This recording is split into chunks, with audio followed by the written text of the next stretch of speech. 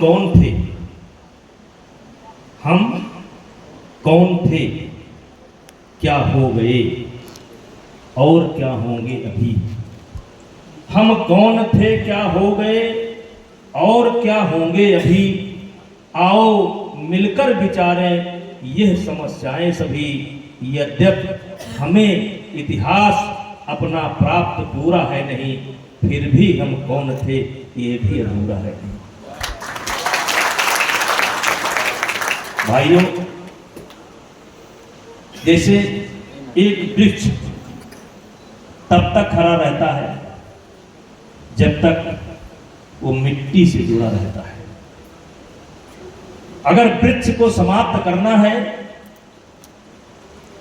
तो उससे, उसकी जड़ से उसका संबंध हटा दो, वो वृक्ष अपने आप सूख जाएगा। सूखने के बाद या तो खाना बनाने के काम आएगा, चूल्हा में जाएगा, या जलाने का काम आएगा, या फर्नीचर बनने का काम आएगा। यानी वृक्ष का इतिहास, वृक्ष तब तक खड़ा है जब तक वो अपनी जड़ से जुड़ा है। और यही काम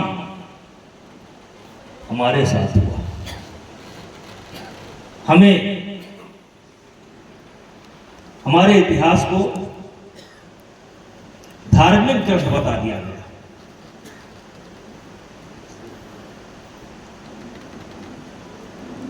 सांप्रदायिक बता दिया गया। चलिए, तो हम कौन थे, क्या हो गए और क्या होंगे अभी। भाइयों, हम सतयुग में भी थे। पूरा डिटेल कथा है मेरे पास, लेकिन सतयुग भी हमारा भी ही इतिहास है। त्रेता भी हमारा ही इतिहास है। द्वापर भी हमारा ही इतिहास है। अब 1957 तक हमारा ही इतिहास है। हम कौन थे?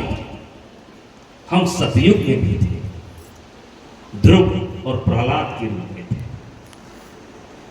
हम त्रेता में राम के रूप में थे, परशुराम के रूप में थे। हम द्वापर में कृष्ण के रूप में थे, भीष्म के रूप में थे, अर्जुन के रूप में थे। और कलयुग में भी बहुत है।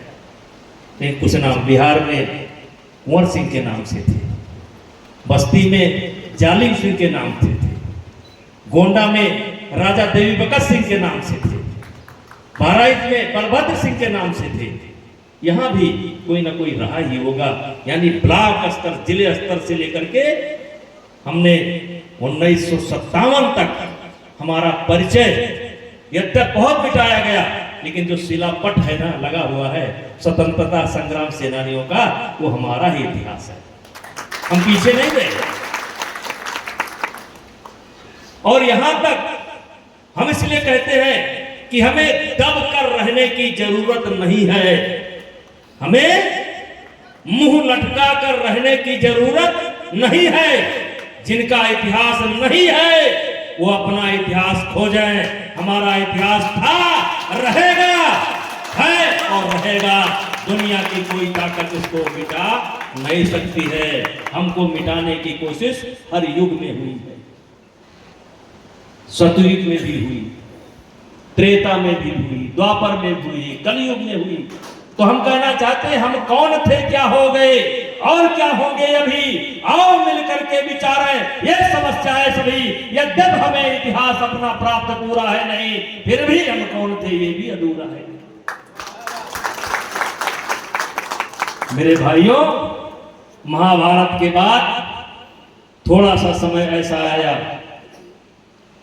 कि उस समय का इतिहास लगभग शून्य के बराबर है, 1500-2000 वर्ष।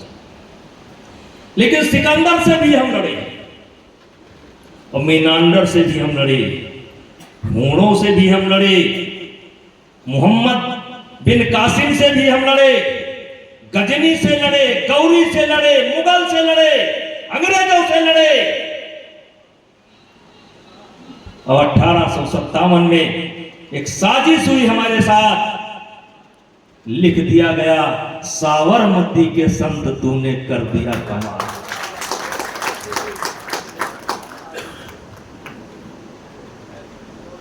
साबरमती के संत तूने कर दिया कमाल।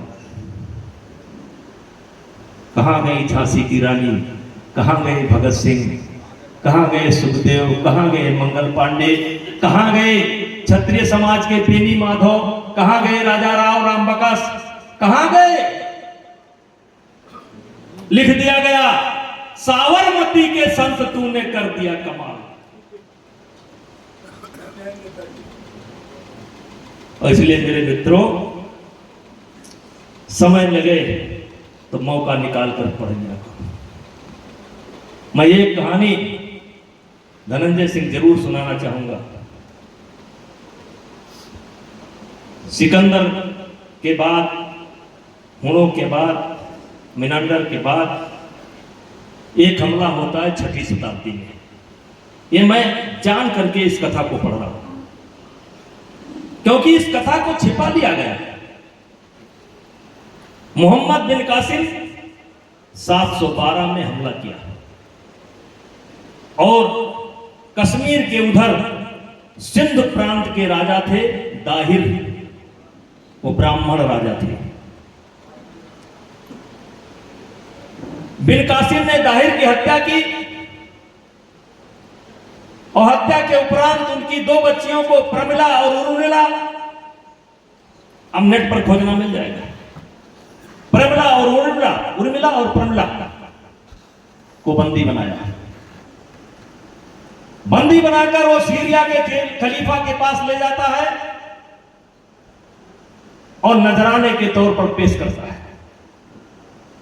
और बिन कासिम 60,000 की सेना छोड़कर चला जाता। थोड़ा बैलूम कम कर दो यार, थोड़ा बैलूम कम दो। 60,000 की सेना को छोड़कर जाता है। और भाइयों, सूर्या और प्रमिला को जब पता चला कि हमें खलीफा के पास नजराने के रूप में पेश किया जाएगा, वो दोनों ब्राह्मण पुत्री थी, गुरुदेव दाहिर की पुत्री थी, ब्राह्मण की पुत्री थी।